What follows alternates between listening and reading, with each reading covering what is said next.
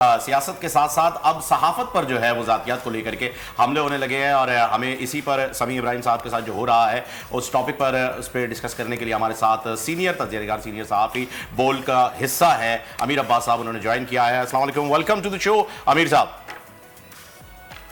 جی وعلیکم السلام، بہت شکریہ جی۔ اچھا امیر صاحب، سمیع ابراہیم صاحب کے خلاف پیکا میں جو یہ آرڈیننس 20 آرٹیکل 20 غالباً ہے، جو کہ ابھی تک امپلیمنٹ بھی جس کا نہیں ہوا اور اس کے تحت کارروائی کر دی گئی ہے، تو یہ وکٹمائزیشن ہو رہی ہے کلیئرلی۔ اب اس پر یہ صحافی برادری کس طریقے سے کھڑی ہے سمیع ابراہیم صاحب کے ساتھ، اور کس حد تک جانے کے لیے تیار ہے، میں یہ جاننا چاہوں گا۔ دیکھیں، جو صحافی برادری ہے ویری انفارچونیٹ کہ وہ پولرائزڈ ہے، جیسے ہماری پالیٹکس پولرائزڈ ہے۔ یعنی ہمارے صحافیوں میں سے بھی کچھ لوگ ہیں جنہوں نے اپنی اپنی پارٹیاں پکڑ رکھی ہیں، کچھ لوگ نون لیگ کے ساتھ ہیں تو ان کو نون لیگ کا گوبر بھی حلوہ لگے گا، کچھ لوگ عمران خان صاحب کے ساتھ ہیں تو ان کو عمران خان صاحب کی ساری برائیاں یا اچھائیاں اپنے مطابق لگیں گی۔ تو اسی تناظر میں یہ جو ابھی سمیع صاحب کا ہم نے دیکھا ہے، اگرچہ بہت بڑی تعداد میں صحافی ہیں جنہوں نے اظہار یکجہتی بھی کیا ہے، کنڈیم کیا ہے اس وکٹمائزیشن کو جو ایف آئی اے کی طرف سے اور اسٹیٹ کی مدعیت میں کی جا رہی ہے، لیکن اس کے ساتھ ساتھ کچھ ایسے صحافی ہیں جو خاموش ہیں، اس لیے ہے کہ وہ آج کی حکومت کے ترجمان، وہ آج کی حکومت کے حامی ہیں، اور جب ماضی میں ان کے ساتھ برا ہو رہا تھا تو کئی صحافی ان کے ساتھ برا جب ہوتا تھا تو وہ خاموش رہتے تھے۔ اسی طرح جب آج سمیع صاحب کے ساتھ ہو رہا ہے تو وہ خاموش ہے۔ ہماری صحافت جو ہے یہ بھی پولرائز ہو چکی ہے۔ ہونا تو یہ چاہیے تھا کہ اگر ماضی میں کچھ غلط ہو رہا ہے کسی کے ساتھ تو آپ کو کنڈیم کرنا چاہیے، جیسے محسن بیگ کا کیس ہمارے سامنے ہے، جس طرح محسن بیگ کے ساتھ کیا عمران خان صاحب کی حکومت نے، وہ بھی ایف آئی اے کے ذریعے سے کیا گیا تھا، آج سمیع ابراہیم صاحب کے ساتھ بھی ایف آئی اے کے ذریعے سے کیا جا رہا ہے۔ وہ بھی بلیٹنٹ ابیوز یا مس یوز آف اتھارٹی تھا، یہ بھی بلیٹنٹ ابیوز اور مس یوز آف اتھارٹی۔ اچھا، اس کے اندر تو ایک ایسا انہوں نے محسن بیگ کے خلاف ایک تخیلاتی قسم کا کیس بنا دیا، اور کیس رجسٹر ہوا ہے، بلکہ رجسٹر بھی نہیں ہوا، یعنی ادھر اپلیکیشن بھی آدھے گھنٹے میں وہاں ریڈ کر دیا جا کے، ادھر سمیع ابراہیم صاحب نے اپنے سوشل میڈیا پہ کچھ کہا، ان کے خلاف ایف آئی اے کو لگا دیا گیا۔ اب دیکھیں فہیم اور طلحہ، میں جو فریڈم آف ایکسپریشن ہے اس میں ایک بات سمجھنا بہت ضروری ہے کہ فریڈم آف ایکسپریشن یا جو آزادی اظہار رائے ہے وہ آرٹیکل 19 کانسٹیٹیوشن میں موجود ہے، وہ کیسے ایکسرسائز ہوتی ہے۔ مثلا آپ ایکسرسائز کرنا چاہتے ہیں فریڈم آف ایکسپریشن، یا میں کرنا چاہتا ہوں، میں چاہتا ہوں کہ میں کچھ بولوں، آپ چاہتے ہیں کہ میں کچھ کہوں، اس کے لیے ضروری ہے کہ ایک کنڈیوسو انوائرمنٹ ہو۔ کنڈیوسو انوائرمنٹ کا مطلب یہ ہے کہ ایک ایسا ماحول مجھے حاصل ہو، آپ کو حاصل ہو، کہ جس میں جب ہم بولنا چاہیں، کچھ کہنا چاہیں، اپنا معافی و ضمیر بیان کرنا چاہیں تو ہم خوف زدہ محسوس نہ کریں۔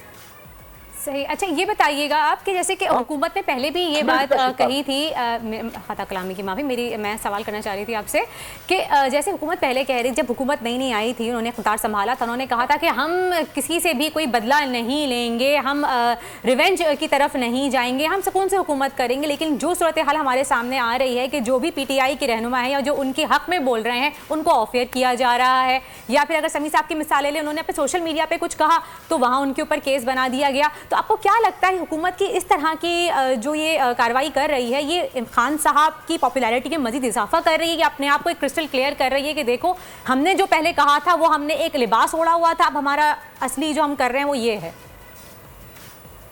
دیکھیں، ایک تو ان کے دکھانے کے اور کھانے کے دانت اور ہیں۔ جس وقت عمران خان صاحب کی حکومت پاکستان میڈیا ڈیولپمنٹ اتھارٹی کے نام سے ایک قانون لے کر آ رہی تھی، اس پر میڈیا نے پروٹیسٹ کیا پورے ملک میں، اور حکومت کو وہ قانون واپس لینا پڑا۔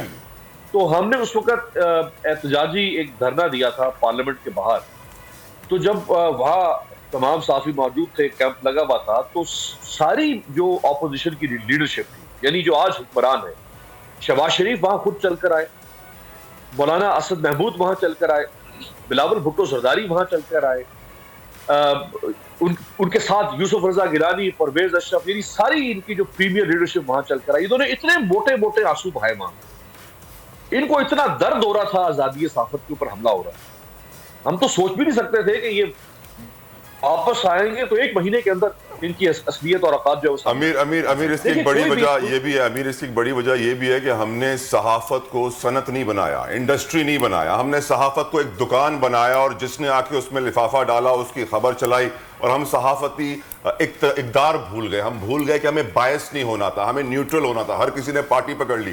جب رولز ہی نہیں ہوں گے، جب بیسک رولز جو ہمیں فالو کرنے چاہیے تھے وہی نہیں تھا، آف کورس بنیادیں ختم ہو جائیں گی، کھوکھلی ہو جائیں گی، عمارتیں گر جائیں گی. امیر عباس آپ کا بہت بہت شکریہ.